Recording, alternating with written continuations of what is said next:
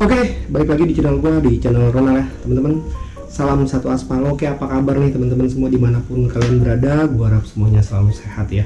Oke, menanggapi komentar beberapa teman-teman driver ya terkait perpajakan atau mungkin setiap driver ojek online akan dikenakan pajak seperti itu ya teman-teman ya.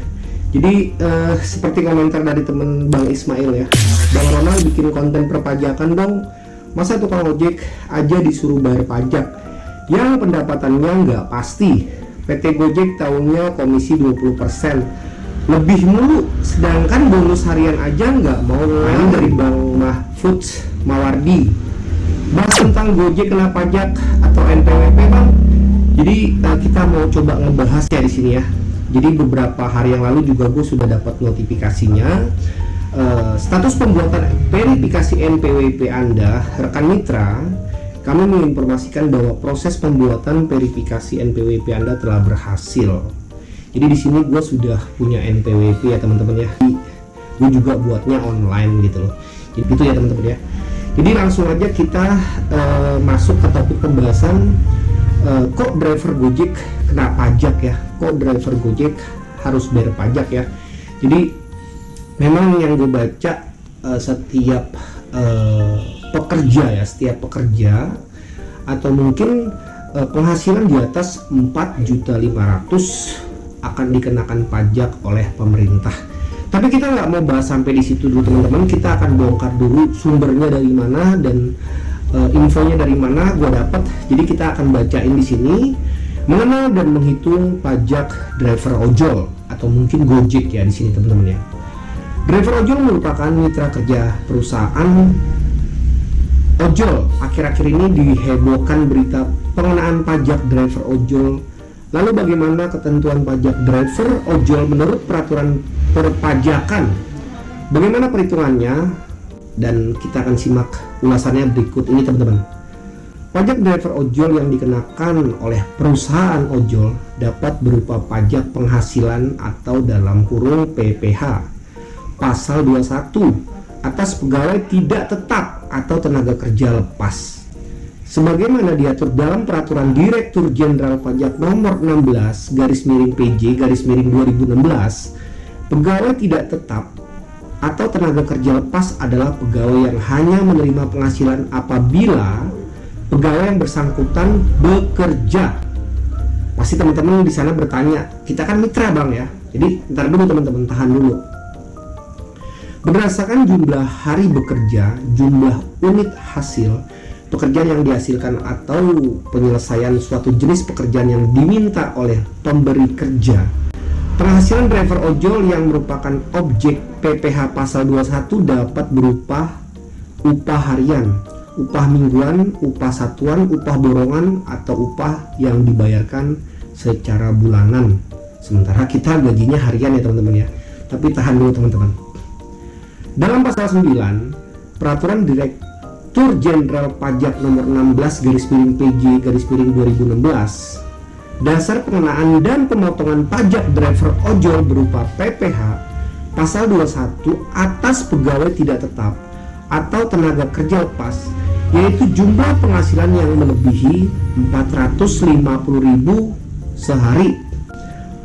Jadi kalau menurut gua kayaknya gua belum dapat deh kalau untuk 450.000 sehari ya teman-teman ya, kalau untuk di masa pandemi ini. Nggak tahu teman-teman di luar sana mungkin ada yang lebih dari 450 kali, mungkin seperti itu ya teman-teman ya, yang berlaku bagi pegawai tidak tetap. Jadi kalau teman-teman gajinya sehari itu mungkin 450.000 akan dikenakan pajak seperti itu ya. Tapi tunggu dulu teman-teman, kita baca dulu sampai habis baru kita reaction ya. Melebihi 450.000 sehari yang berlaku bagi pegawai tidak tetap atau tenaga kerja lepas yang menerima upah harian, upah mingguan, upah satuan, atau upah borongan sepanjang penghasilan kumulatif yang diterima dalam 1 bulan kalender belum melebihi 4.500.000. Atas penghasilan driver ojol berupa bonus yang tidak dibayar secara bulanan atau jumlah kumulatifnya dalam 1 bulan kalender belum melebihi 4.500.000, maka ketentuan pajak driver ojol yaitu Tidak dilakukan pemotongan PPh pasal 21 dalam hal penghasilan sehari atau rata-rata penghasilan sehari belum melebihi Rp450.000. Yang berikutnya, dilakukan pemotongan PPh pasal 21 dalam hal penghasilan sehari atau rata-rata penghasilan sebulan melebihi Rp4.500.000 dan jumlah sebesar Rp4.500.000 tersebut merupakan jumlah yang dapat dikurangkan dari penghasilan bruto. Contoh, Pak Budi ber-NPWP memiliki penghasilan berupa bonus yang diperoleh dari PT Ojol atau mungkin kita sebutlah PT Gojek ya teman-teman ya, pada bulan Oktober 2020 yaitu sebesar Rp5.450.000, sehingga atas penghasilan yang diperoleh Pak Budi wajib dipotong PPh 21 bukan pegawai tetap dengan perhitungan sebagai berikut: 5% kali Rp5.450.000 sama dengan Rp272.500. Atas PPh 21 tersebut oleh Pak Budi dapat dijadikan sebagai kredit pajak. Oke, jadi kita akan coba mereaction di sini teman-teman. Jadi menurut info yang gue baca setelah kita baca tadi, kalau melebihi 4.500.000 kita akan dikenakan pajak. Nah, ada juga info yang memang gue baca katanya kalau driver ojol ini atau driver Gojek atau ojek online ya, kalau dikenakan pajak itu harus dari bonus bukan dari pendapatan sehari-hari.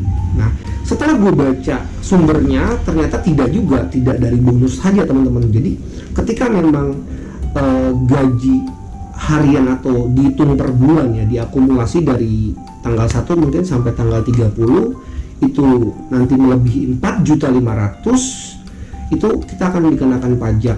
Nah, pertanyaannya di sini, Bang, itu harus punya NPWP atau tidak? Ya, mau punya NPWP atau tidak, ya tetap aja kena pajak teman-teman. Kalau gaji kalian itu per bulan ditotalin 4 juta, di atas 4.500.000 teman-teman, maka akan dikenakan pajak di situ teman-teman ya. Jadi mungkin Gojek nanti akan menghitungnya itu dihitung per hari. Misalkan kalau per hari kita dapatnya 100.000 dalam waktu sebulan, contoh 3 juta, ya berarti kita nggak kena pajak. Kalau 200.000 misalkan penghasilan kita sehari dikalikan sebulan, ya tentunya 6 juta ya, 6 juta berarti kita kena pajak teman-teman. Jadi intinya kalau diakumulasi dalam satu bulan itu di atas 4.500.000, maka driver ojol atau ojek online itu dikenakan pajak seperti itu ya. Jadi mungkin jelas.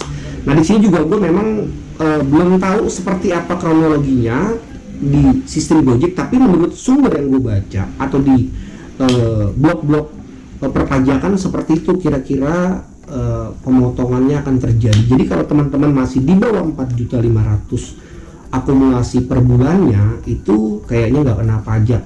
Nah, ketika teman-teman di atas 4 juta itu teman-teman dikenakan pajak seperti itu ya. Nah, banyak juga yang bertanya teman-teman, mungkin seperti apa nanti bagaimana kita tahu gaji kita di atas 4 juta atau di bawah 4 juta Bang? Mungkin Gojek akan mengirimkan email atau notifikasi ke pesan aplikasi driver Gojek atau GoPartner ya teman-teman ya. Seperti itu mungkin nanti akan prosesnya yang gua simak sih di sini. Jadi ketika teman-teman nanti memang dihitung dari tanggal 1 mungkin sampai akhir bulan itu melebihi 4.500.000, ya teman-teman akan dikenakan pajak. Seperti itu pandangan gua. Tapi kan Bang itu kotor ya, gua nggak tahu hitungannya seperti apa, tapi menurut sumber yang gua baca ya seperti itu gitu loh. Jadi mungkin sudah jelas ya penjelasan gue di sini untuk teman-teman, karena gue sendiri juga memang kurang mengerti tentang perpajakan, tapi gue coba baca dari sumber-sumber yang memang gue percaya seperti itu ya. Seperti itu kira-kira sistemnya. Oke, sekian dan terima kasih. Tetap semangat. Salam satu aspal.